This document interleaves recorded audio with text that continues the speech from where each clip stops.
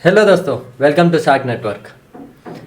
आज हम इंट्रोड्यूस कर रहे हैं एक नई सीरीज़ जो कि जिसका नाम है वेल्थ स्टोरीज़।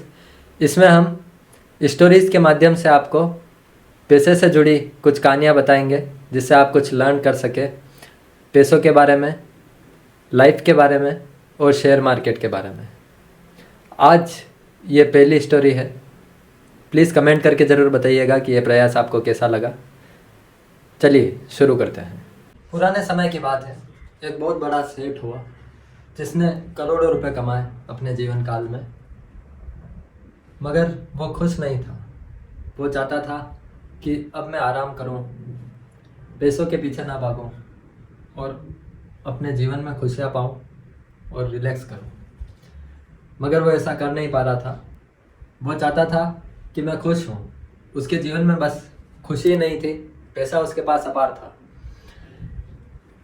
कई जनों से उसने डिस्कस किया, उसके बाद वो नतीजे पे पहुंचा कि कुछ हिमालय पे कुछ गुरु रहते हैं, कुछ बाबा रहते हैं, वही आपको बता सकते हैं कि खुशी कैसे हासिल हो।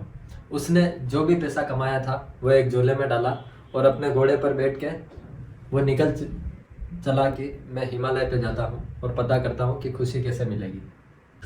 तो वो निकल तो चुका था, मगर उसे पता नहीं था कि उससे किस जगह पर वो बाबा मिलेगा। वो दर दर भटकने लगा, हर जगह गया, कुछ बाबा के पास गया। उसने बताया कि ये झोला ले लो, मेरे को बस खुशी चाहिए मेरे जीवन में। साधु जैसे उस बैग को देखा जिसमें हीरे, सोना, चांदी, पैसा पड़ा है, सभी को लालच आया कि यार जैसे तैसे ये पैसा ले लूँ, मगर थे वो साधु, वो कर नहीं सकते थे इस तरह से।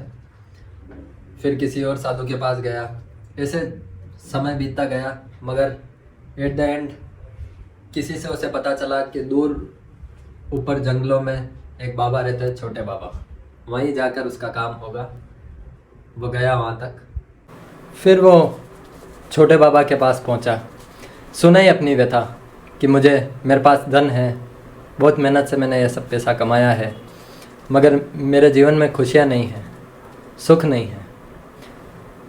खोल के बताया अपना झोला बाबा को। बाबा ने देखा, आंखें चौंधिया गई कि इतना पैसा है और ये मूर्ख बोलता है कि खुशी नहीं है इसके जीवन में। फिर बाबा ने आंखें बंद करी और कुछ एक्टिंग करते हुए फिर बोला कि बंद कर इस झोले को, रख इसे साइड में और वो देख उस आसमान की तरफ। जैसे ही सेठ ने आसमान की तरफ देखा बाबा ने झोला लिया और लेके भागना शुरू। सेठ को पता चला कि कहाँ गया है बाबा। उसने पलट के देखा और सोचा कि ये क्यों कर रहा है ऐसा बाबा। जब तक तो बाबा ये स्पीड में गया, भागा ऐसा कि बस बाबा को तो परिचित था कि इस जंगल में कहाँ छुपना है, कहाँ भागना है। वो सेठ उसका पीछा करने लगा, ज़ोर ज़ोर से चिल्लाने लगा कि ये बाबा नहीं है, ये चोर है, षड्यंत्र रचा इसने, मेरे पैसे लेके भाग रहा है। गांव वाले देख के हंसने लगे कि किया होगा इस बाबा ने कुछ, ये इसी तरह की अतरंगी हरकतें करता है यहाँ पर।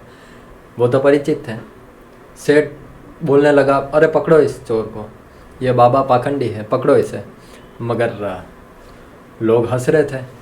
उसने बोला कि ये सब मिले हुए हैं, ये गांव वाले, ये बाबा, सब मिली भगत है इनकी। उनको भी गालियाँ देने लगा। बाबा के पीछे गालियाँ देते हुए भागने लगा। वो भागते भागते सुबह से शाम हो गई। फिर वो थक हार के वापस उसी पेड़ के नीचे जहाँ पर बाबा बैठे थे, जिस घोड़े के पास के ऊपर वो बैठ के आया था, जो पेड़ के नीचे बंधा था, वहीं आकर वो चैन की सांस लेके बैठा था और भगवान को बोल रहा था कि कहाँ फंसा दिया मेरे को। तभी वो बैग आके गिरा उसके झोले में।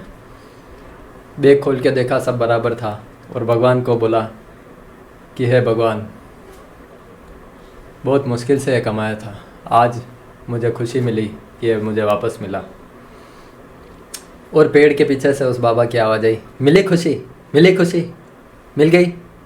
तब उस सेठ को पता चला कि ये सब इसीलिए बताया गया क्योंकि उसे खुशी मिले। वो उसके कदमों में गिरा और शुक्रिया किया कि आपने मुझे खुशी क्या होती है ये बताया। आइए कनेक्ट करते हैं इस स्टोरी को शेयर मार्केट से। आप भी वही इंसान हैं जो वो था। आपने जो पैसा कमाया बहुत मेहनत से, जो बूंद बूंद करके जो घड़ा भरा है।